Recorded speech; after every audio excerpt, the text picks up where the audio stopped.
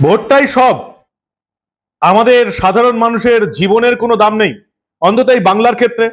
আমরা তো ছোটবেলা থেকে পড়ে এসেছি, জেনে এসেছি দেশটাই সব।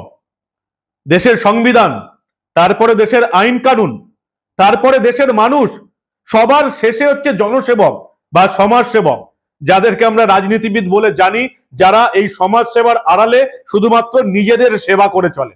আর এখন আমাদের রাজ্যে এই রাজনীতিবিদরাই সব হয়ে গেছে। সাধারণ মানুষের জীবনের কোনো দাম নেই, আমরা একেবারেই ফেলনা। কেন একথা বলছি, এটাই সবচেয়ে বড় প্রশ্ন। নির্বাচন কমিশন মুর্শিদাবাদের শক্তিপুর এবং বেলডাঙ্গার ওসিকে সাসপেন্ড করে দিয়েছে এবং পরিষ্কার জানিয়ে দিয়েছে যে এদিকে যে দায়িত্ব দেওয়া হয়েছিল তা এরা করতে পারেনি, তাই নির্বাচনে এদের কোনো ভূমিকা রাখা যাবে না। এদিকে দুজনকে একেবারে সরিয়ে দিতে হবে, ভোটের কোনো কাজে এদিকে ব্যবহার করা যাবে না। এরা এতটাই অপদার্থ, নির্বাচন কমিশন এরা এদিকে ভোটের কাজে ব্যবহার করবে না। তাহলে একটা কথা আপনারা বলুন, ভাবুন যে এই পুলিশ কর্মীরা যাদেরকে সরিয়ে দেওয়া হচ্ছে শুধুমাত্র অপদার্থতার কারণে, তারা সাধারণ মানুষের জীবন কি রক্ষা করবে? এটাই বড় প্রশ্ন নয় কি? যে আমাদের ট্যাক্সের টাকায় এই সমস্ত অপদার্থদের আমরা কেন পুষবো? ঠিক কি হলো শোনাবো, সবটা দেখাবো। এই গুরুত্বপূর্ণ প্রতিবেদন শেষ অবধি দেখুন। আশা করি আমার মতন আপনারাও কাল থেকে আওয়াজ তুলতে শুরু করবেন। এই প্রতিবেদন শেষ অবধি দেখুন। আমি মানব, দা নিউজ বাংলায় আপনাদের স্বাগত জানাচ্ছি। মুর্শিদাবাদের বেলডাঙ্গা এবং শক্তিপুরের ওসিদের সরিয়ে দেওয়া হয়েছে। নির্বাচন কমিশন পরিষ্কার বলে দিয়েছে তাদেরকে যে দায়িত্ব দেওয়া হয়েছিল তা পালন করতে পারেনি, একেবারে অপদার্থতার চূড়ান্ত মাত্র। এদিকে ভোটের কাজে ব্যবহার করা যাবে না। নির্বাচন কমিশনের তরফে চিঠি পাঠিয়ে দেওয়া হয়েছে রাজ্যের মুখ্য নির্বাচনী আধিকারিকদের। সেই চিঠি চলে গেছে গোপালিকার কাছে, মুখ্য সচিবের কাছে, এবং এদিকে সরিয়ে দেওয়া হয়েছে। কেন সরিয়ে দেওয়া হয়েছে? একটাই কারণ, অপদার্থতা। এই দুই পুলিশ কর্মী শুধুমাত্র তৃণমূলের হয়ে কাজ করে, বাকি কোনো কাজ করতে পারে না। শক্তিপুর এবং বেলডাঙ্গাতে কি হয়েছে আপনারা দেখেছেন। ছাদের মাথা থেকে রামনবমীর মিছিলকে কেন্দ্র করে বোমা পড়েছে, ইট পড়েছে, পাথর পড়েছে। ওসিরা জানতেন কোন রাস্তা দিয়ে মিছিল যাবে, কিচ্ছু করতে হতো না। জাস্ট 10-12টা অন্তর অন্তর ছাদের মাথায় একটা করে সিভিক পুলিশ দিয়ে দিলেই আর ছাদের মাথায় কেউ ইট পাথর বোমা জড়ো করতে পারতো না। কিন্তু ওসিরা সেটা করেননি। কেন করেননি এটা আপনারাও বুঝতে পারছেন। মুখ্যমন্ত্রী নিজে বলে রাখছেন ওরা দাঙ্গা করবে, ওরা দাঙ্গা করবে। কিছু তো একটা করতে হবে, উস্কানি তো একটা দিতে হবে। ছাদের মাথা থেকে পাথর, বিয়ারের বোতল, বোমা তো ফেলতে হবে রামনবমীর শোভাযাত্রার মাথায়। এই ওসিরা হাওড়া ডালখোলা দেখেও শেখেনি। কি ভাবছেন এরা অপদার্থ? এরা নিজেদের অপদার্থ করে রাখছে শুধুমাত্র তৃণমূলের কথা শোনার জন্য, মুখ্যমন্ত্রীর কথাকে মান্যতা দেবার জন্য। মুখ্যমন্ত্রী বলে দিয়েছেন রামনবমীতে দাঙ্গা করবে, অতএব দাঙ্গা একটা হতেই হবে। তাই মুর্শিদাবাদে শক্তিপুর বেলডাঙ্গাতে আমরা দাঙ্গা দেখলাম, ছাদের উপর থেকে ইট পাথর পড়া দেখলাম। আর ওই যে বললাম 10-12টা অন্তর অন্তর ছাদের মাথায় একটা করে সিভিক পুলিশ দাঁড় করে দিলেই কেউ আর ইট পাথর বোমা ছাদের মাথায় জড়ো করতে পারতো না, স্বাভাবিক বুদ্ধি। কিন্তু ওসিরা তো এখন দলদাস, কৃতদাস, চটি চাটা। তারা মমতা বন্দ্যোপাধ্যায়ের কথাকে মান্যতা দিতে তৃণমূলীদের সুযোগ করে দিল। এবং তাই নির্বাচন কমিশনের তরফ থেকে শক্তিপুর এবং বেলডাঙ্গার দুই অফিসার রাজু মুখোপাধ্যায় এবং মোহাম্মদ জামাল উদ্দিন মন্ডলকে সাসপেন্ড করে তাদেরকে নির্বাচনের কাজ থেকে বসিয়ে দেওয়া হয়েছে। শক্তিপুর এবং বেলডাঙ্গাতে যে অশান্তি হয়েছে সেই কারণেই দুই পুলিশ কর্তার কর্তব্যে গাফিলতি হয়েছে দাবি করে নির্বাচন কমিশন এদেরকে সরিয়ে দিয়েছে। শুধু তাই নয়, এদের বিরুদ্ধে শাস্তিমূলক পদক্ষেপ করা হচ্ছে। আপাতত শাস্তি হিসাবে এই দুই পুলিশ কর্তাকে জেলার পুলিশ হেডকোয়ার্টারে পাঠিয়ে দেওয়া হয়েছে। নির্বাচন সংক্রান্ত কোনো কাজই তারা করতে পারবেন না। তাদের বিরুদ্ধে দ্রুত পদক্ষেপ করে শনিবার বেলা 12টার মধ্যে কমিশনকে রিপোর্ট দিয়ে জানাতে হবে যে সম্পূর্ণ নির্দেশ কার্যকর করা হয়েছে। এই দুই পুলিশ আধিকারিককে যে দায়িত্ব দেওয়া হয়েছিল তা পালন করতে পারেননি, তাই তাদেরকে সাসপেন্ড করা হয়েছে। এবং এদের বিরুদ্ধে শুধু সাসপেন্ড নয়, নির্বাচন কমিশনের তরফ থেকে মুখ্য সচিব বিপি গোপালিকাকে চিঠি দেওয়া হয়েছে যে এদের বিরুদ্ধে দুই পুলিশ কর্তার বিরুদ্ধে চার্জশিট দাখিল করা হবে, চার্জশিট দাখিল করতে হবে। অর্থাৎ এরা এতটাই অপদার্থ, ভোটের কাজ করতে পারবে না। যদি এতটাই অপদার্থ হয়ে থাকে যে পুলিশ অফিসাররা ভোটের কাজ করতে পারবে না, তাহলে সাধারণ মানুষের জীবনের কি কোনো দাম নেই?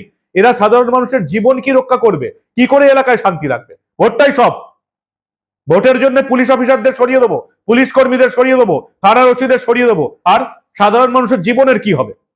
যদি এরা ভোট করতে না পারে তাহলে এরা সাধারণ মানুষের জীবন কি রক্ষা করবে, এলাকায় শান্তি কি করে রাখবে?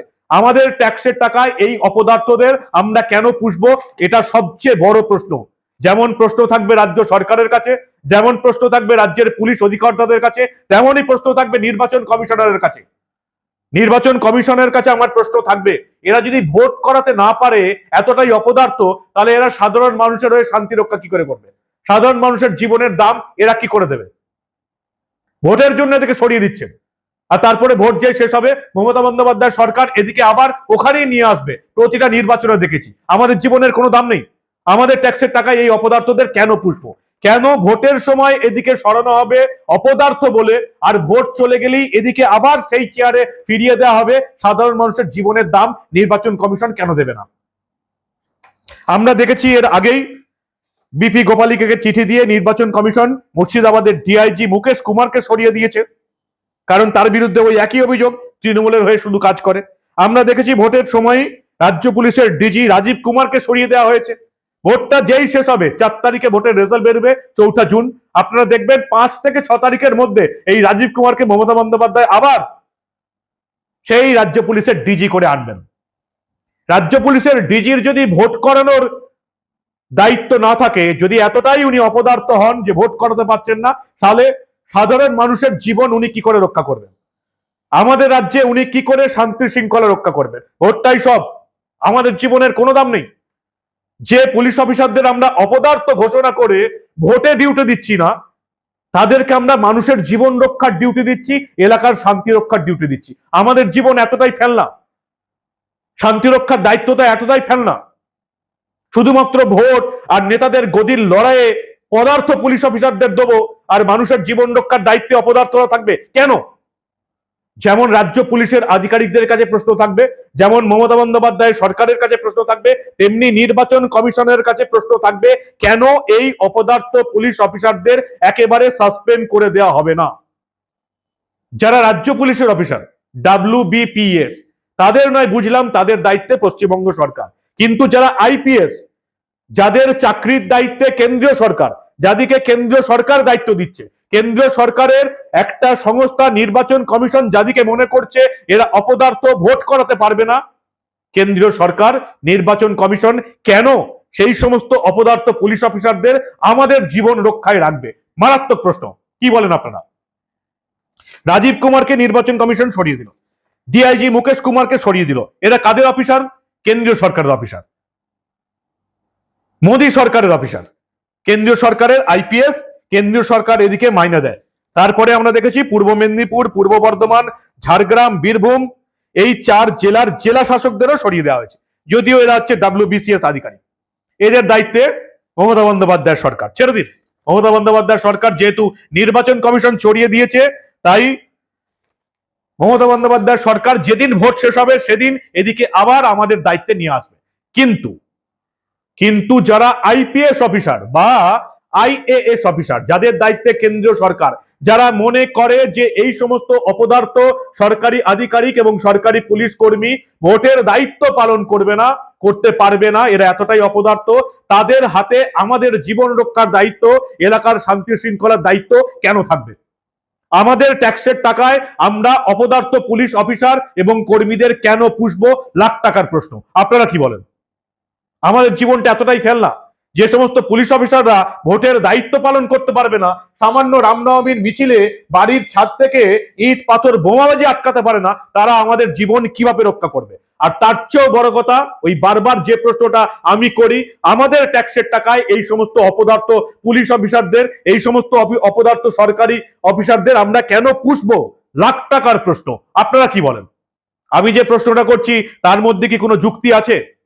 আপনাদের মূল্যবান এবং গুরুত্বপূর্ণ মতামত জানান দা নিউজ বাংলার কমেন্ট সেকশনে, আর দেখতে থাকুন the news Bangla. Mainstream media, নবান্নের বিজ্ঞাপন পাওয়া মিডিয়ায় এই সমস্ত খবর দেখার আশা আপনারা করবেন না, কিন্তু আমরা এই সমস্ত ঘটনা তুলে ধরবো এবং আমরা চাই যে আমার সঙ্গে আপনারাও গলার স্বর মেলান, যে এই সমস্ত অপদার্থ পুলিশ অফিসার, সরকারি কর্মী যারা ভোটের কাজে অপদার্থ, তারা মানুষের জীবন কি করে রক্ষা করবে। আর তার চেয়েও বড় কথা, আমাদের ট্যাক্সের টাকায় আমরা এদের কেন পুষবো? কি বলেন আপনারা?